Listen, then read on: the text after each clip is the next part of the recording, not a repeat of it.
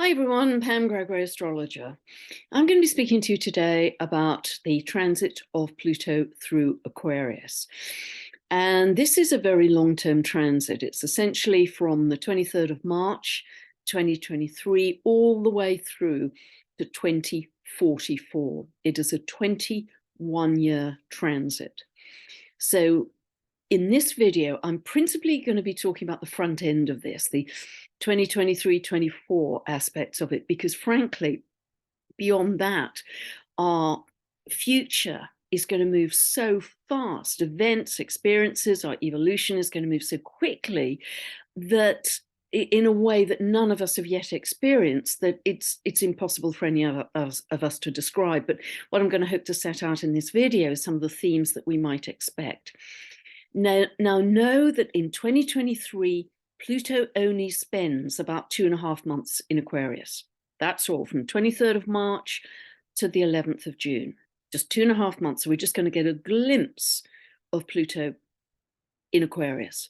It then retrogrades, it backtracks into the last couple of degrees of Capricorn.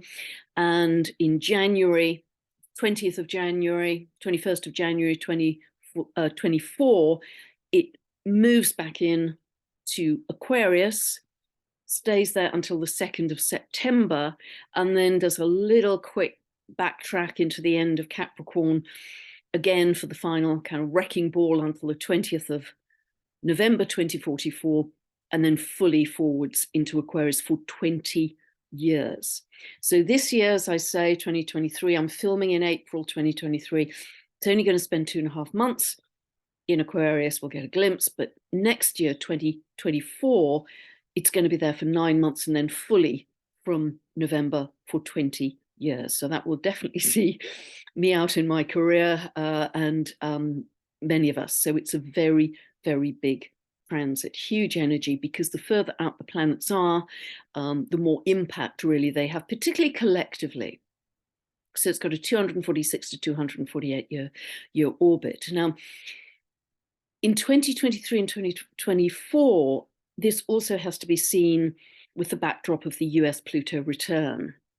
Now, the US Pluto return, I've talked about in a separate video, I'll put that below. And although that was exact in 2022, it's still going to ripple with its effects through 23 and 24.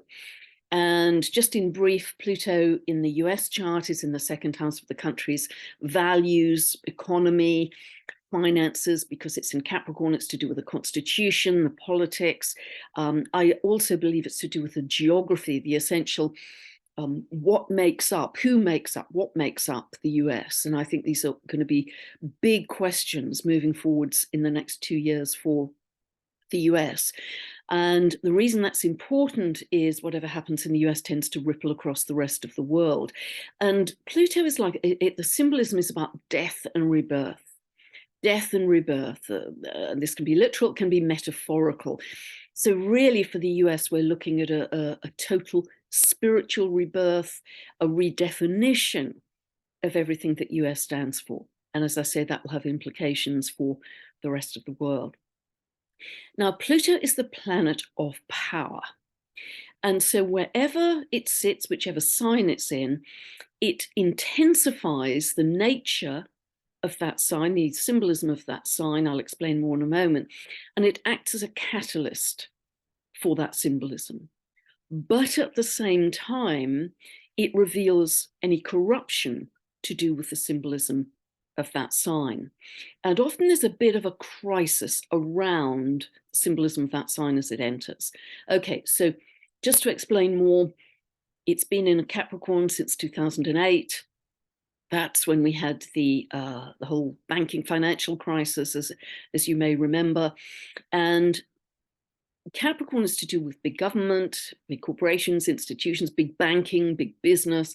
And so we can see how that's worked. And particularly as Pluto is moving through these last few degrees of Capricorn over the next 2 years, 23, 24, it is going to reveal anything that is not for our highest good, anything that is corrupt, that's going to come to light. That's part of the process of Pluto moving through Capricorn, particularly these final degrees. So I believe 2023 is a very big year of truth, revelation, and demolition of the old order. It's just crumbling.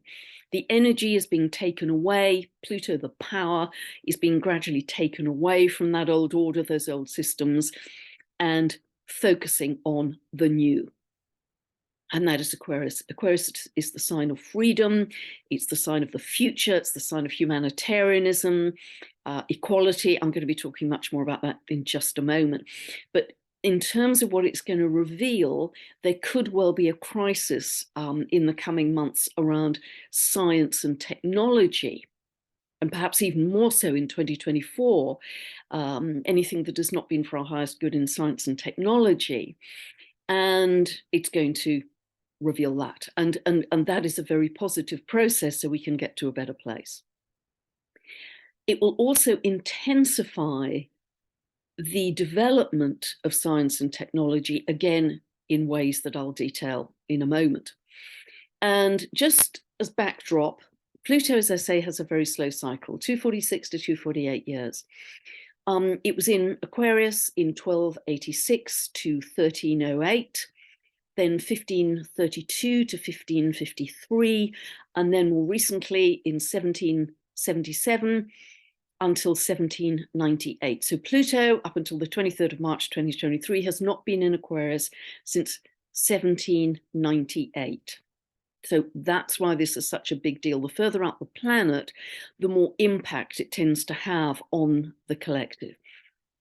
And by the way, in my other video, Pluto squaring the nodes, and again, I'll put that below because that's a very important part of the picture in 2023, particularly if you have any personal planets in your birth chart between last couple of degrees of the cardinal signs, Aries, Cancer, Libra, Capricorn, or the first kind of 3-4 degrees of the fixed signs, Taurus, Leo, Scorpio, Aquarius, you will be feeling intensity in some area of your life, depending on where it falls and what it's aspecting. Okay, so going back to the late 1700s, this was, of course, very much the time of the Industrial Revolution, because Aquarius is ruled by Uranus, and Uranus wants to modernize, it wants to engineer, it often wants to industrialize, do things on a bigger scale when Pluto is in Aquarius. So we have the Industrial Revolution, which of course was massive in our history. This time around, I believe it's going to be a whole scientific and technological revolution to a level that we have never experienced before.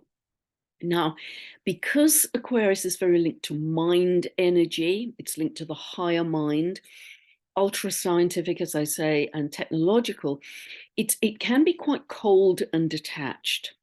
So in its shadow aspect, this can lead to a hyper-rationalism or a hyper-scientism that at its worst can be control, Pluto, by technology, control by technology. And if you don't know what I mean by that, if you're not aware of the Chinese social credit system, there are lots of YouTube videos you can go and take a look at. And I strongly, strongly suggest you do that, because that is one possible path that humanity may choose to take. Not all of us, but some people may choose to take, that is ultra technological, AI, etc.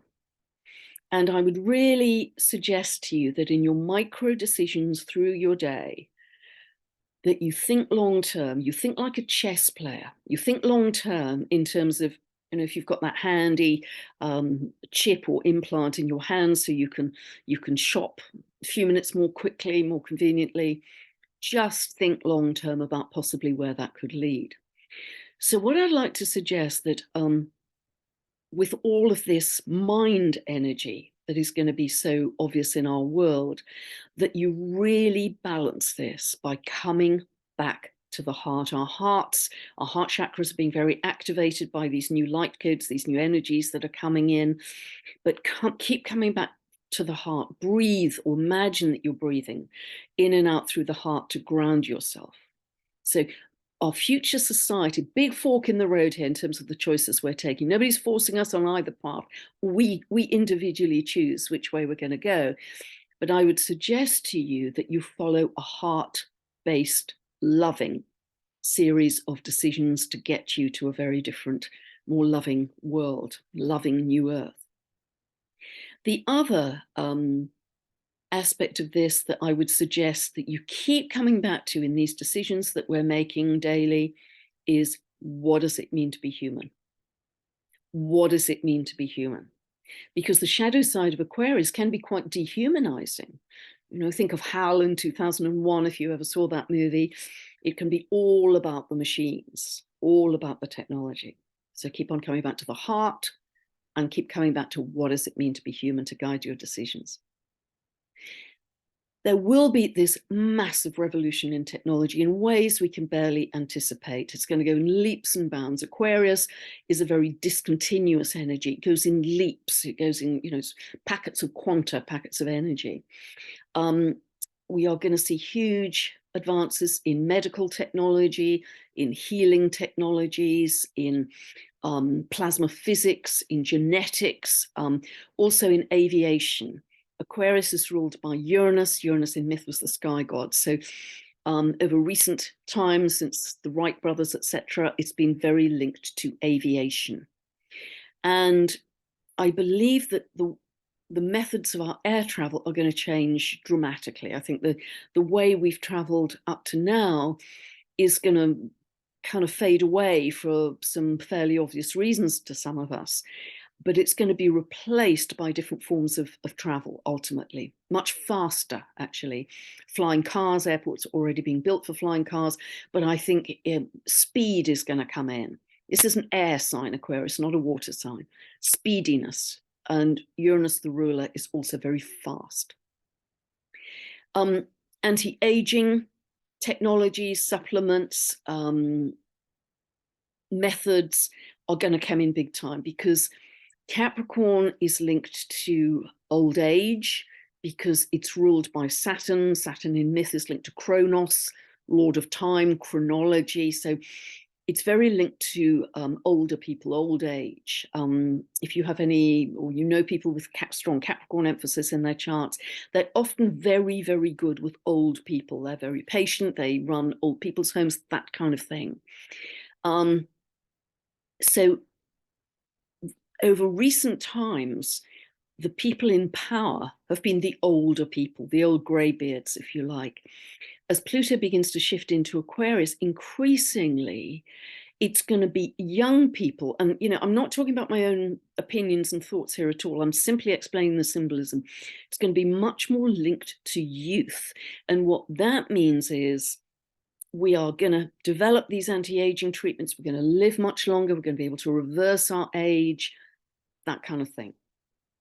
And I'm going to come back to young people again in a moment, but also our connections to galactic beings, to all of that out there, the sky, other civilizations galactically, exploration, and not in a kind of empire building dominant way at all. We are going to be connecting with these beings as a remembrance, I feel, of our galactic history. It's going to be a remembering, which is going to be really, you know, open up all kinds of things for us. So Pluto moving through the last few degrees of Capricorn will always weaken the top-down structure, the verticality, if you like. And just to give you, and at the same time, historically, so I'm going to be looking at some key examples of what's happened in history to share this with you, but also at the same time as weakening the top-down, often autocratic structures or abusive power structures that foster, by definition, inequality, you know, inequality, rich people at the top, poor people at the bottom. Very often there have been more legal rights given to the people, because as Pluto starts to shift into Aquarius, Pluto, the planet of power, starts to shift power to the people. And remember, it's just 2.5 months in 2023. As we get into 2024, it's a much bigger year of rebuilding. Although New Earth is already building at an incredible pace in this year, it will become even more obvious next year as the power shifts even more to the people. So some examples of these two themes of shifting some legal rights to the people, and also reducing the top-down power. All of these examples are when Pluto was in Aquarius. 1293, Edward I published English common law, giving legal rights to the ordinary people. I mean, extraordinary in those times. In 1534, Henry VIII wanted to divorce Catherine of Aragon and marry Anne Boleyn, and he was the English king. We were still part of the Catholic Church at that time, which was the dominant top-down powerful structure. And the Catholic Church said, not so fast, because we don't allow divorce. So what Henry VIII did was separate himself and England, Ireland, and Wales from the Catholic Church. He set himself up as the head of the Church of England. He took possession of the monasteries, their income, their assets, and he weakened the top-down power of the Catholic Church in doing that. A very big example. 1789 was a very big year for Pluto in Aquarius. And I've quoted these elsewhere, but for the sake of completeness, I'm going to quote them again because they're very big examples of how Pluto in Aquarius was working. And yeah, I'm just going to quote some of the, in 1789, and this is really following the US Revolution against the tyranny of the taxes. Pluto is very linked to taxes of English King George. You know, those early settlers were really setting up a land of the free, a land of liberty, Aquarius, freedom. And in 1789, the US Bill of Rights was published, which gave more rights to the ordinary people. It gave specific guarantees of personal rights and freedoms and limitations on government power. Now, yes, I know that's been kicked into the long grass of late, but remember, we are re-entering this cycle. 1789, huge year in France. We had a very greedy, obese monarchy, very autocratic, and the peasants eventually, who could barely afford to buy bread, eventually stormed the Bastille on the 14th of July, 1789, and essentially took down the monarchy. And some months later, the monarch was executed, and that actually set up France as a republic. And their cry was, you know, liberté, égalité, fraternité, which are absolute keywords for Aquarius. And within a month, which was quite remarkable, of that happening, of the storming of the Bastille, the Assemblée Nationale in France published a Declaration of the Rights of Man, that men are born free and equal before the law. I mean, incredible that ordinary people were being given legal rights. And that Declaration of the Rights of Man became one of the base documents, the foundational documents for democracy across Europe. And from that point on, also in France, small businesses started to grow up, small farms, people got together in local networks. The middle class started to be formed in a way that I don't believe it had ever existed in any other society. And so community, collaboration, equality, freedom, much more horizontal structure to society rather than vertical. People getting together to create a better world in much more in teams, if you like, much more in equal communities. So I was talking about the leaders that we've had in our lifetimes, really, which have been very top down. Increasingly, these are going to be younger people, Aquarius, who are visionaries, who are progressives, who are innovators, and they are going to have ideas that are very often environmental, how to make this world a better place.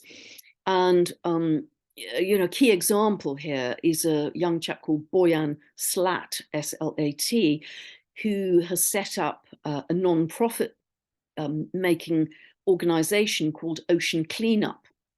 And he has a global team, essentially quite young people around the world, who are helping him. And their purpose is to clear up 90% of the floating plastic pollution in all the oceans of the world. I mean, remarkable. This is the kind of project. So although he's had the idea, it is much less a sort of top-down rules and regulations, I'm telling you what to do. It's a coordination, collaboration. So all of these are very Aquarian energies.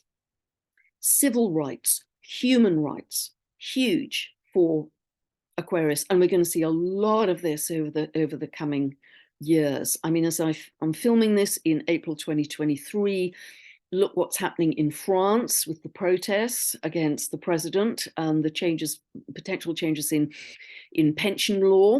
It's almost like an echo of 1789. And oops, by the way, I also want to say the 1789 references.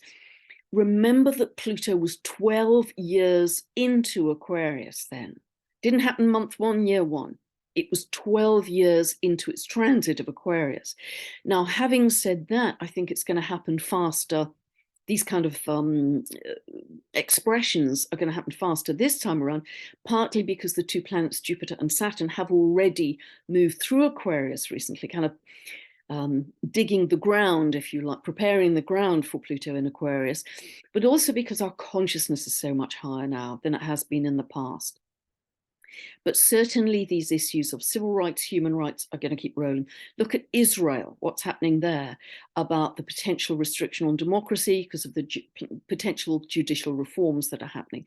Look at Germany, look at the Netherlands with the changes in agricultural policy. Look at Brazil.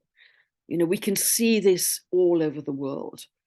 And it's going to keep rumbling for some time because Aquarius is ruled by Uranus, which is very revolutionary energy, rebellious, revolutionary, demanding equality, demanding to be heard, demanding more freedom in their societies. So I think one of the most extreme, it's so awful to even mention this, but if we look back in history, some of the most extreme examples of inequality were around the time of slavery. And, you know, it's just unimaginable that this could happen. But as Pluto started to move into Aquarius, this began to change. Pluto moved into Aquarius last time in 1777. By 1778, the state of Virginia in the US was the very first state to abolish slavery. By 1787, something called the Society for Effecting the Abolition of the Slave Trade was set up, the Abolition Society. By 1792, Denmark had made the sale of humans, just the sale of humans, illegal.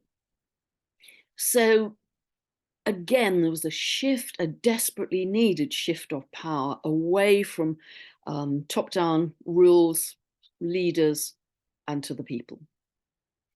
With this shift, increasingly over the next 21 years, we are going to move from a centralized society to a much more decentralized. Aquarius is about networks, local networks, but also global networks, information networks. I think of tree roots connecting, or mycelium, you know, mushrooms, how they connect underground. There's already a grid of light, you know, an information network that connects so many freedom-loving groups across the world, and that's going to grow. That's growing all the time.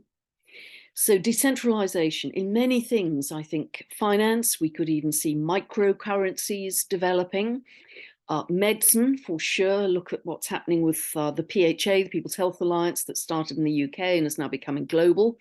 Again, local health hubs. And as Catherine McBean says, one of the key founders, this is for the people, by the people, for the people, by the people. That couldn't be more of an Aquarian statement. The media will move from centralized to decentralized in a bigger way.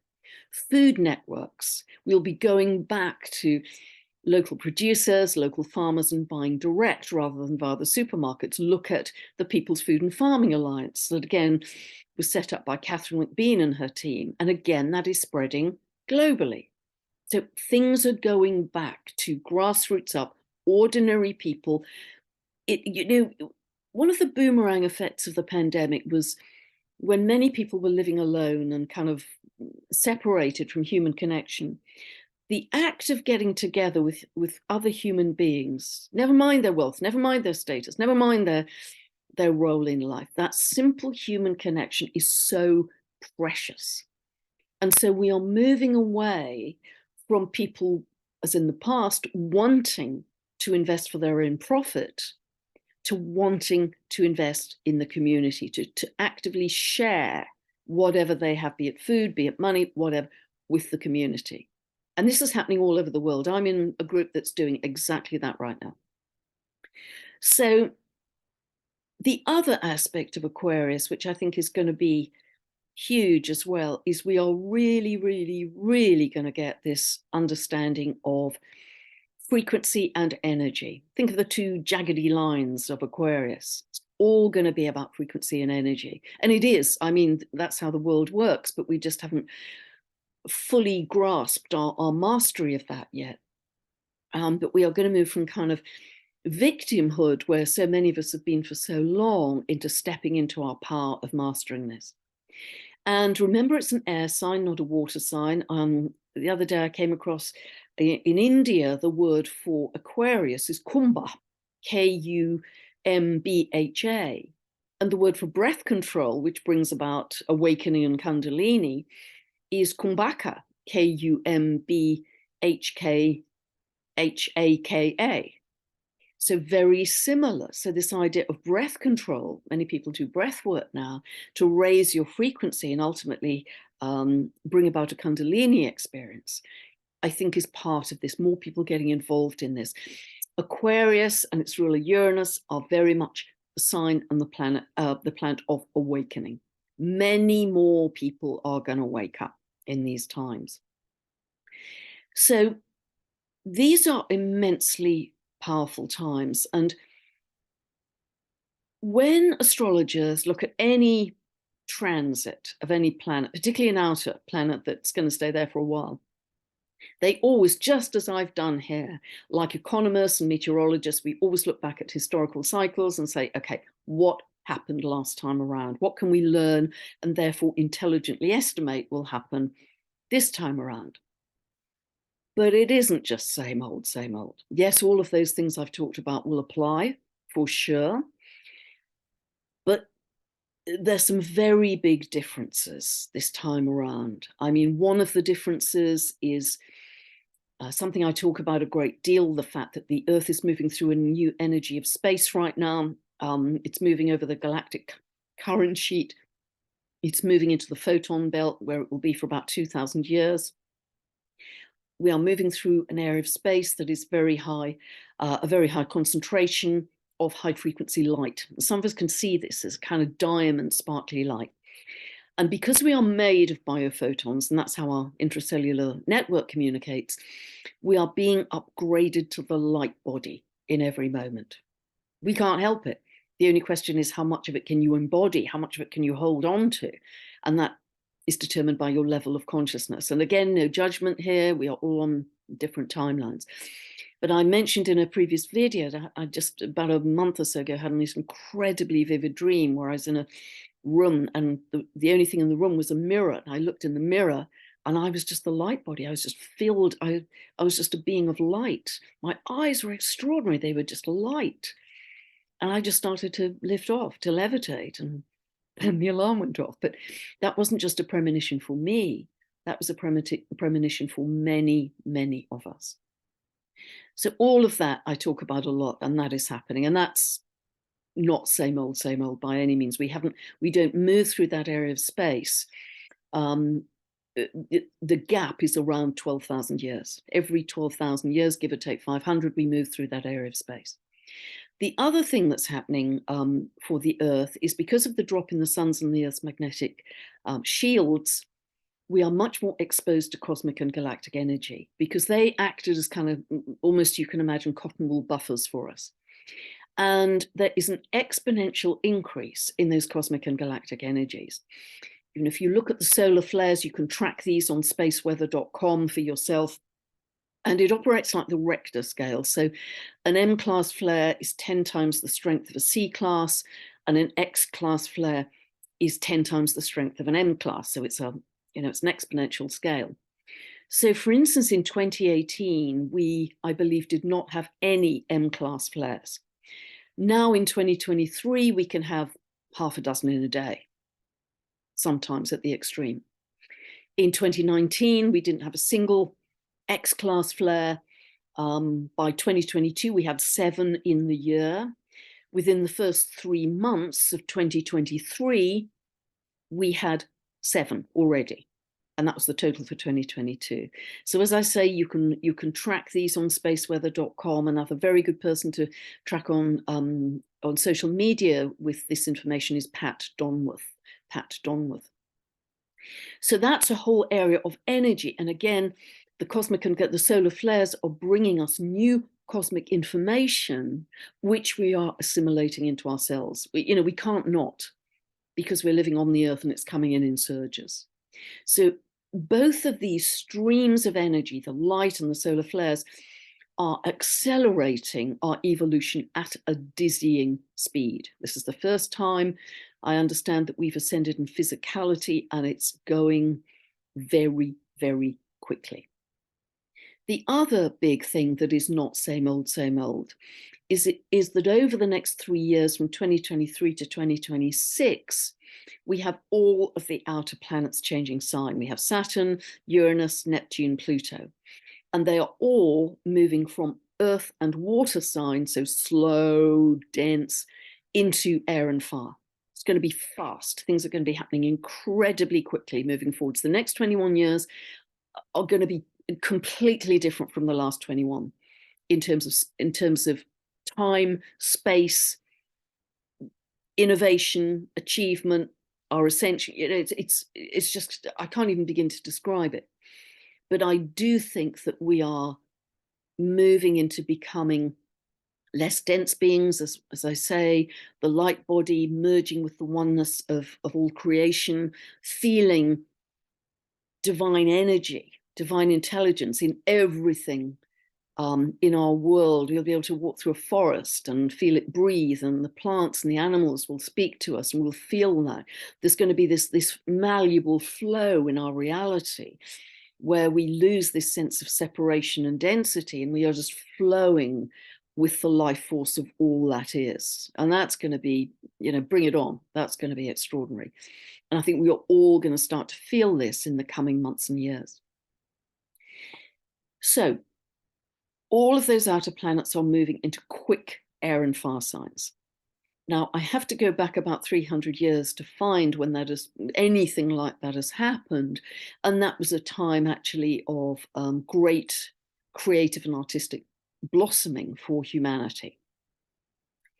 It also suggests, with that shift of energy happening in such a short time, it's really short, 23 to 26, that we are really going to feel that big shift in energy. But not only that, we also have 3 of the dwarf planets that are changing sign through these 3 years. Manwe has just changed sign. January 2023, it moved it into Zero of Aries. A fire sign, Homer, just moved into Scorpio.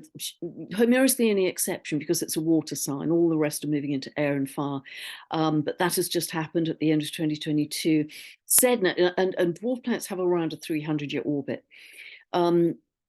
Sedna has an 11,400-year orbit, and she is moving from Taurus, an earth sign, to Gemini in June 2023. I haven't been able to find a time in history yet where not only the traditional outer planet, but several of the dwarf planets are all changing sign at the same time. I mean, in this short 3-year period. I mean, that's a nothing period in terms of time. Extraordinary. The other thing that is not same old is the recent discovery of the Kuiper Belt objects, the dwarf planets, because they only started really to be discovered round about the turn of the century. And they represent, I believe, a whole new octave of consciousness for us, a whole new leap. They remind us of our connection to the earth, this shamanic instinctive connection to the earth, but they also are leading us out to the quantum, leading us out to how we manifest in our world, how we can set a clear intention and focus, and very rapidly we can manifest. And as 3D linear time dissolves, and I talk about that in the Saturn and Pisces video, the manifestation process is going to get faster and more powerful, more immediate. So those are three really big, cosmological, astrological, and also spiritual, really, differences to where we have been in the past, and they're big. The other thing I would like to share with you as we master our energy and our frequency, and this is going to become absolutely vital as we move forwards, because I think all of us have lived to a large degree in a state of victimhood, because that's how we've experienced life. Let me go that far. That's how we've experienced life. But if it is true to say, and I absolutely believe 100% that it is, that we create our reality by our thinking, by our emotions, by the frequency we broadcast, then it must be true to say that by logic, that the collective frequency creates the collective reality. And just to backtrack on that a little, I really experienced this as a kind of experiment. It was about 18, 19 years ago. It was a very difficult time in my life. I was leaving my marriage and a lot of things were going wrong, and I was not in a good emotional state. And I became aware that because of that, I was attracting people, events, circumstances into my life who were just a mirror for that emotion. Everything was breaking down: the car, the washing machine, the workmen that came were all angry and terribly unhelpful. Nothing was flowing until I kind of managed to get back on my eagle's perch, and I thought, this is coming from me. I am emanating this frequency, and my reality is just bouncing back to show me that. And this is exactly, as I've spoken before, how our frequency affects the plasma, which is this kind of jelly, if you like, that surrounds us as divine consciousness all over the universe. And we form either very beautiful, symmetrical, coherent geometry in that plasma, which bounces back to us as a beautiful reality, or very jagged, incoherent, asymmetrical geometry, which bounces back to us as a very unsatisfactory reality. So just as an experiment, try that just for a few days, if you like, to see if you change your frequency, how that changes your reality in terms of your experience. Because once I got back on my eagle's perch and thought, this is coming from me and I've got to stop it, I've just got to stop it and get myself back to a better state, everything changed. Things stopped breaking down. I got really helpful workmen. All kinds of people came in to sort things out, and I got back in the flow. Okay, so if we extend that, as I say, by logic, to say our collective frequency, even broadly, creates our collective experience, dare I say this, then it must be true to say that we are creating everything in it: the good, the bad, and the ugly. And therefore, we have, I don't know how this is going to land with people, because it may be a very uncomfortable thought, but I think it's actually an incredibly empowering thought, that if we are creating through our victimhood, our anger, our fear, our panic, our anxiety, whatever it is, those low frequency energies and all of those awful things going on in our world, war, death, poverty, disease, round and round the hamster wheel for thousands of years, they are all, the people, the events are all expressions of low frequency energy. I think we can definitely say that they are all expressions of low frequency energy. Dare I say that if the collective is actually creating that experience collectively, then it is very empowering for us to say, I'm going to change my focus. I'm going to get out of fear, panic, hate, anger, all those low frequency emotions, starve out the scary, love in the good, and turn my focus entirely to creating a loving, joyful, peaceful, compassionate, wonderful new earth, which is what many, many people are doing now. And that's why it's growing so fast.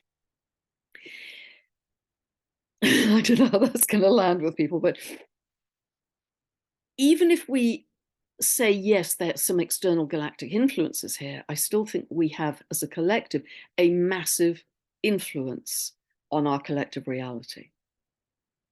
And so that's why I'm so passionate in every video and all my work to say, starve out the scary, love in the good. Let's turn our focus to what we really, really want to see as our reality very quickly. And it is moving incredibly quickly, energetically. Okay, see how that goes down. The other thing I wanted to share with you, and this is maybe getting slightly in the weeds and more for astrologers, but I hope I explain it clearly enough. There is a very large book of about 700 pages called The Book of World Horoscopes by Nicholas Campion, who was one of my tutors a lifetime ago. And this handy dandy book is just, the whole book is full of world horoscopes, horoscopes of countries. Now, that may be a very hard concept for you. Well, how can a country have a birth chart? And I struggle with that, frankly, as an astrologer for some time. But it's essentially when a country has a new legal entity, a new constitution, and that will define the birth chart. And then astrologers across the world kind of test it for validity as to whether it really works as a chart. For instance, the US, it's the Declaration of Independence largely that we use. In the UK, it's the 1801 Act of Union, where Scotland, Ireland, Wales, England came together as one unit. And if Scotland was to pull out of the UK, then we'd have a different chart for the UK, a different constitution, a different legal entity. So broadly, that's how it works. And as astrologers, thousands of astrologers test these charts over time. So I happen to be in a hunt for light reading, scrolling through this book yesterday.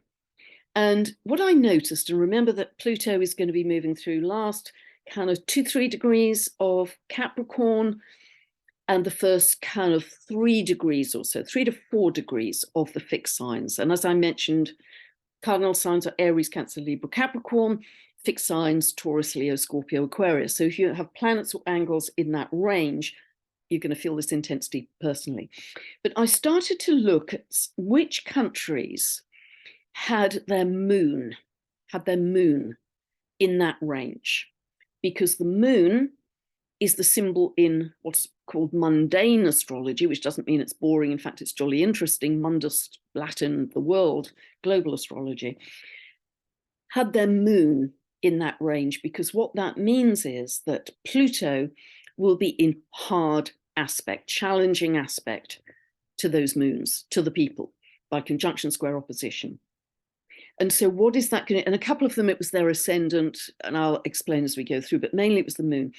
So when Pluto aspects the moon, it creates a great deal of intensity emotionally in ourselves personally, but also in the people of that nation. And while Pluto, particularly the second half of 2023 and about 3 months in 2024, is in Capricorn, particularly, there may be still some attempts of top-down control and power, Pluto, from those vertical authorities. However, the more it moves into Aquarius, the more we're going to be seeing all of the things I've been talking about here. So much more revolutionary energy, much more demand for equality, freedom, etc. So there's some quite significant countries in this list. So I just want to share them with you, because astrologers can go off and beaver and do your own research. And this is not to say that some countries can put up a celestial umbrella and protect themselves from Pluto's transit through Aquarius for the next 21 years. But it's just interesting to see which countries were highlighted here with their moon. I hope I'm making sense here. So here we go. And I will endeavor to put all of the birth data of each of these countries below. China. China's moon, the people, 3 degrees of Aquarius. The ascendant for China, the country's identity, is at 5 degrees of Aquarius. Although Pluto won't reach 5 degrees of Aquarius till around about 2025, there is what we call an orb of influence. We kind of feel it coming down the track. So really that orb of influence is 2 or 3 degrees anyway. So even planets in 2023 that are at kind of, I'd say about 3 degrees or so, we're starting to feel that energy already. Okay, so that's China. Israel, that is just erupting with protests in 2023. Pluto is opposing the moon. The moon is at 4 degrees of Leo, fixed. Russia. Russia's moon is at 29 degrees of Cancer. So while Pluto is at 29 degrees of Capricorn, it's opposing it. Russia's ascendant, the identity of the country, is at 29 of Libra. So Pluto is squaring that. So I think Russia will go through some really big identity transformation in the next sort of 2-3 years. Netherlands, where there have been huge protests about the agricultural policies, the ascendant is at 0 of Scorpio, which Pluto will be squaring. Again, identity of the country. Saudi Arabia, very important one. Moon is at 29 of Libra. So again, Pluto will be squaring that through a lot, the second half of 2023 principally. Peru has its moon at 0 of Leo. India, very important one, big country, has its moon at 5 degrees of Taurus. Pakistan has its moon at 27 degrees of Cancer, and Pluto will retrograde back to 2753 during 23. So it's going to catch that moon in Pakistan. Germany, 4 degrees of Leo for the moon.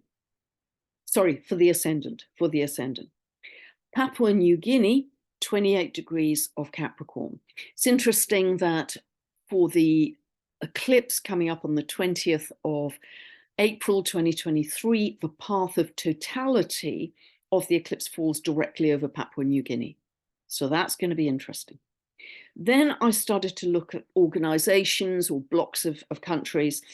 And for instance, the UN, United Nations, has its sun, its leadership at 0 of Scorpio. Pluto will square that. So that suggests some really fundamental change in the leadership of the UN. Remember that Pluto takes things down to the bare bones and then rebuilds. It's death and rebirth. NATO, the identity of that organization, has its ascendant at 2 degrees of Scorpio. So Pluto will be squaring that. The EU has its IC, which is the very base of the chart. So it's the land mass, if you like, the countries making up the EU, at 2 degrees of Scorpio. So Pluto will be squaring that. So what does that mean for the countries making up the EU? And is that going to go through a radical transformation in the coming 2-3 years? So just observe. I think it's so interesting to look at this. And as I say, maybe of more interest to the astrologers, but I just think it's fascinating. Our world is going to go through lickety-split, very quick changes, and stay anchored. Imagine you're breathing in and out through your heart, bare feet on the grass as often as you can. Nature is very genuine. Nature never lies.